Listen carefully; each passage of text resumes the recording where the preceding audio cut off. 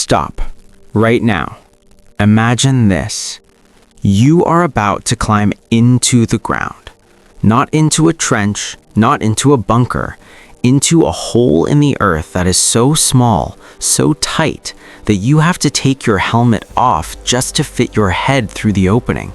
And somewhere down there, in the darkness, there are people waiting to kill you. No radio, no backup, no way to call for help. Just you, a flashlight, a pistol, and a knife. Oh, and one more thing. The hole goes down, and then it goes sideways, and then it splits into another tunnel, and then another. The Viet Cong have spent 20 years building this underground city beneath your feet. We're talking over 250 kilometers of tunnels under the Cu Chi district alone. Hospitals, kitchens, meeting rooms, weapons factories, all of it. Underground in the dark. And your commanding officer just looked at you and said 4 words. You're going in first. Here's the thing nobody tells you about being a tunnel rat.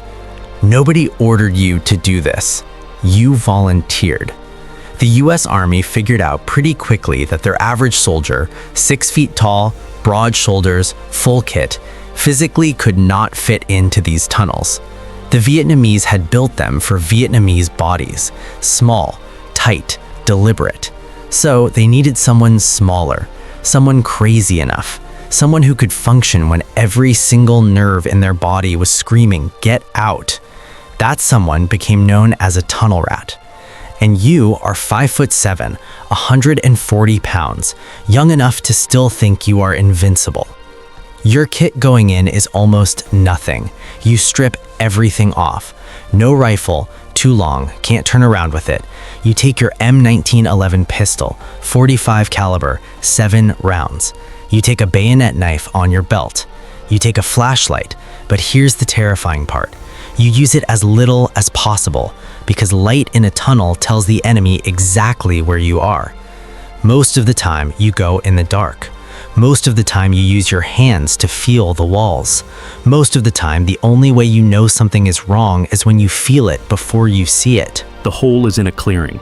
It's been camouflaged so well, your unit walked past it 3 times before a soldier literally stepped through the covering and nearly fell in. You sit at the edge. Your sergeant looks at you. He doesn't say anything motivating. He just nods. You lower yourself and feet first. The darkness swallows you immediately. And with it comes the smell. And I need you to understand this smell because it is unlike anything above ground. It is earth and rot and something chemical. The Viet Cong used to burn certain plants to keep mosquitoes out of the tunnels.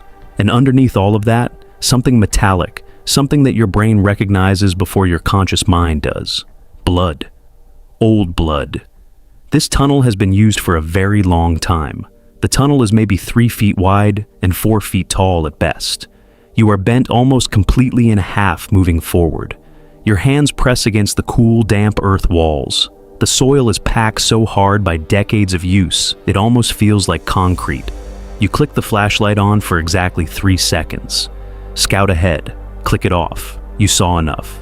The tunnel bends left 20 feet ahead, and on the ground, fresh footprints in the soil. You are not alone down here. You click the safety off your pistol, and you move forward. Here is what nobody prepares you for. The tunnels are booby-trapped. Not randomly, intelligently. The Viet Cong who built these tunnels knew that Americans would eventually come in after them, so they designed the tunnels to kill intruders specifically. Punji stake pits, covered holes in the tunnel floor with sharpened bamboo stakes pointing upward, coated in something you don't want to think about too hard. One wrong step and you go straight down. Scorpions in bags hung from the ceiling at face height. You walk into it in the dark, the bag tears open, and suddenly your face is covered in scorpions. Snakes, actual venomous snakes, tied to stakes in the tunnel walls at hand height. Your hand reaches forward in the darkness and touches something that moves. And then there are the soldiers, the VC fighters who choose to stay behind where the tunnels are compromised. They're called stay-behinds. Their job is simple: wait in the dark for the American to come to them. In a tunnel this narrow, whoever fires first wins. There is no room to dodge, no room to maneuver. If you see the muzzle flash before they see your flashlight, you live. If they see your flashlight first, you don't. You are 15 feet past the bend when you hear it. Breathing that isn't yours. You stop moving completely. You don't breathe. You press yourself against the tunnel wall, pistol up. You close your eyes, counterintuitive, insane, but closing your eyes in total darkness actually helps your other senses take over. You listen.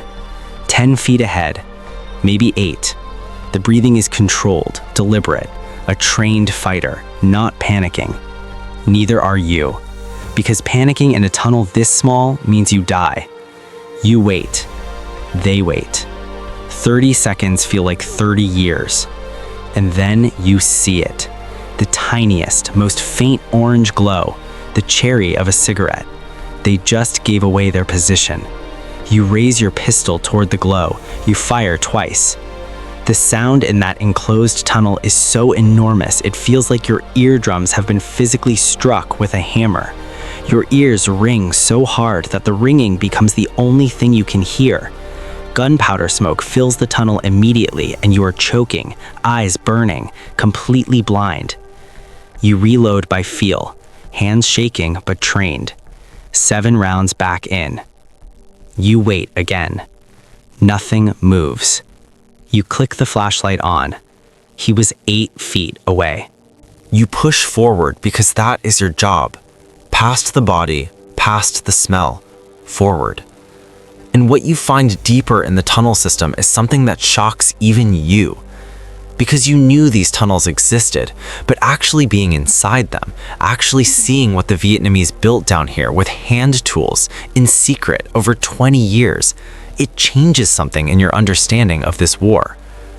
A field hospital, underground, full surgical equipment, beds carved into the earth walls, an operating table, dim electric lights powered by a hand-crank generator. The Viet Cong were performing surgery down here while B-52 bombers shook the ground 30 feet above them. A kitchen, a functioning kitchen with clay ovens vented through the ground surface so the smoke dispersed over a wide area and couldn't be spotted from above. A meeting room with a chalkboard still showing tactical diagrams of US base positions. A weapons workshop repairing AK-47s and manufacturing homemade grenades from dud American artillery shells. These tunnels weren't just a hiding place, they were a civilization, an entire parallel world built specifically to outlast the most powerful military on Earth. And the people who built it and lived in it and fought from it, they had been doing this since fighting the French. They had been underground for a generation. And that realization hits you harder than anything else in this tunnel. They are more patient than you. They are more prepared than you. And this is their ground, literally. The job of a tunnel rat isn't to win underground. It's to gather intelligence, disrupt, document, and get back out alive. You mark what you find, you take documents, you locate the secondary exits, and there are always secondary exits. The VC never built a tunnel with only one way out, because that's not a tunnel, that's a grave. You find the exit 200 meters from where you went in. You surface into blinding white Vietnam sunlight, and the air has never tasted so good in your entire life. Your sergeant is there. He takes one look at you. Your hands are shaking so hard you can barely holster your pistol. Your uniform is soaked completely through with sweat. There is blood on your sleeve that isn't yours. He hands you a cigarette. You take it. You sit on the jungle floor and you breathe real air, and you listen to the birds and the distant sound of helicopter rotors, and you think about the man who was 8 feet away in the dark. He was doing the exact same thing you were doing, defending something, following orders, surviving. The only difference between you and him was one cigarette glow at the wrong moment. Between 1966 and 1969, a few hundred volunteers, tunnel rats, explored and destroyed hundreds of kilometers of the Cu Chi tunnel network. They were some of the most psychologically tested soldiers in the entire Vietnam War. Many came out physically fine.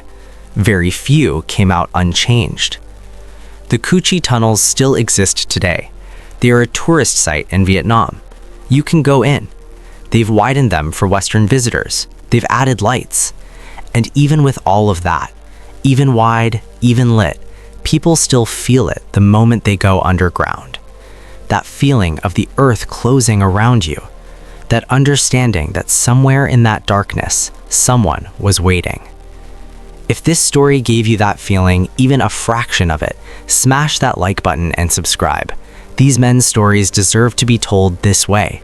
Drop a comment telling me which part of this hit you the hardest. The next story goes somewhere even darker. Stay with me.